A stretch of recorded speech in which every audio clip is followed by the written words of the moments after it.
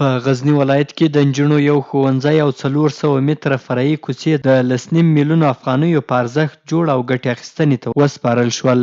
د غزني ښار اړوند د خاک غریبا په سیمه کې د غزني ملي پیوستون له لوري د شاوخوا 9 میلیونه افغانیو په لګښت د نجونو یو ښوونځی جوړ او ګټې اخیستنې ته وسپارل شو. په غزني کې د ملي پیوستون د پروژې ولایتي مسؤل پاینده خان امزخیل وایي په پلان کې لري چې په راتلونکي کې به د غزني په ډیری نورو سیمو کې هم ګڼ ښوونځي جوړ او ګټې اخیستنې ته وسپاري. 12 صنفونه لري، 5 سیټه تشنابونه لري او یوه حلقه څاه او 15 متره دیهاتي دیوال ده. تقریبا د دغو تر 9 میلیون افغانیو پورې بودیجه پرې مصرف شوې ده. 2000 شاګردانو گنجایش لري او 5400 کاري ورځې ماهر او غیر ماهر کارګرو ته مهیا شوي دي او تکمیل شوی. د دغه ښوونځي د ګټې اخیستنې په مراسمو کې چې د سیمې د خلکو لخوا نیول شوي وو، یو قومي مخور وویل خوښ دی چې په سیمه کې د نجونو لپاره ښوونځی جوړ او ګټې اخیستنې ته سپارل کیږي. نوموړی وایي چې د غزني د پوهنې د ریاست له مسؤلینو څخه غواړي چې د دې ښوونځي د ښوونکو تشکیل پوره او د دې ښوونځي سره د همکاري وکړي. گردش تعداد داخله‌ای که برای خود معارف معلوم است حدود 1200 چند نفر است. حالا بیا از نظر علمی و از نظر بخش معارف تو این 12 صنف را ببینون 1200 چند شاگرد را.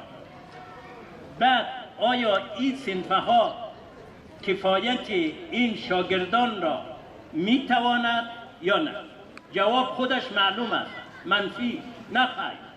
این صنفها کفایت نمی کند. اما در اینمی دغه د نجونو ښوونځی چې د ولیعصر په نوم یادېده ودانۍ یې نه درلوده او زده کوونکي یې له ګڼو ستونزو سره مخ وو. د دې ښوونځي یوه زده کوونکې ځلا وایي چې د دغه ودانۍ په جوړېدو سره به د دوی ګڼې ستونزې حل شي.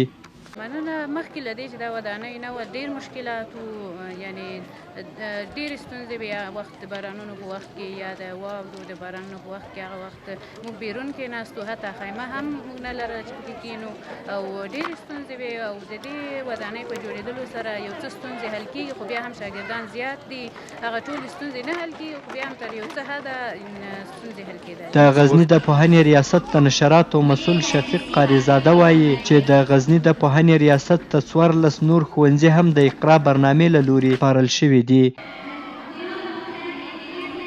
ما 14 مکتب در ولایت غزنی امروز داریم که آماده است برای شاگردان که این 14 مکتب ما حدوداً 100 صنف درسی داره که 50,000 شاگرد در این مکاتب میتونن که مشکلشان از برای نبود صنف حل شود و هزینه ای که 14 مکتب برداشته 58 میلیون و 981,174 افغانی است که این مکاتب ما 7 لیسه است، 5 مکتب ما متوسط و 2 هم ابتدایی است که در مرکز و ولسوالی خوجمری و جغتو. دغه ښوونځی 12 درسي خونې لري چې په یو وخت پکې 2000 زده کوونکي زده کړې پکې کولای شي. د پوهنې ریاست د معلوماتو له مخې سږ کال په غزني ولایت تر 100 پورې ښوونځیو ته ودانۍ جوړېدې، خو د غزني په یو شمېر سیمو کې وسلوالو طالبانو د جوړولو مخه ونیوله او دوی ته اجازه ورنه کړه چې یاد ښوونځي جوړ کړي. د پوهنې ریاست وایي که چېرته جوړ نه شي شاید دغو ښوونځیو ته راغلي پیسې بیرته مرکز ته وګرځول شي. وسلوال طالبان بیا وایي